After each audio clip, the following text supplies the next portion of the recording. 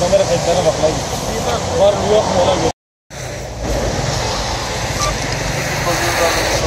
Adam oluyor. Paylaşma. Evet.